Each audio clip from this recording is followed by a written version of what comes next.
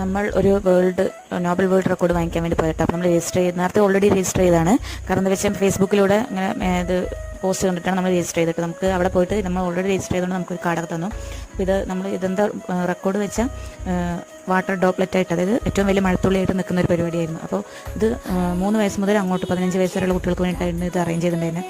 അപ്പോൾ 3 മണിക്കാണ് പരിപാടി തുടങ്ങിയത്. അപ്പോൾ അതിന് മുന്നേ നമ്മൾ 2 മണിയൊക്കെ ആകുമ്പോൾ എത്തിയതുകൊണ്ട് കുട്ടികൾ കളിക്കാനൊക്കെ സ്റ്റുഡൻസ് ആണല്ലോ വരുന്നത്. അപ്പോൾ കുട്ടികൾ കളിക്കാനുള്ള അറേഞ്ച് ചെയ്തിട്ടുണ്ടായിരുന്നു. പിന്നെ ഫുഡ് ഉച്ചയ്ക്ക് രാവിലത്തെ കഴിച്ചിട്ട് പോയതുകൊണ്ട് എന്തെങ്കിലുമൊക്കെ അവിടെ ലൈറ്റായിട്ടുള്ള ഫുഡുകൾ മാത്രമേ അവിടെ ഉണ്ടായിരുന്നുള്ളൂ.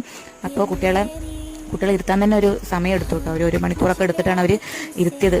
കുറേ സ്കൂളുകളിൽ നിന്നാണ് കൂടുതൽ കുട്ടികൾ വന്നിട്ടുണ്ടായിരുന്നത്. അവിടെ കോയമ്പത്തൂർ വെച്ചിട്ടായിരുന്നു പരിപാടി. അപ്പോൾ അവൻ തന്നെ അമ്പാടീനെ കണ്ടോ ഇരുത്തിയിട്ട് എണീച്ച് കളിക്കുന്നു.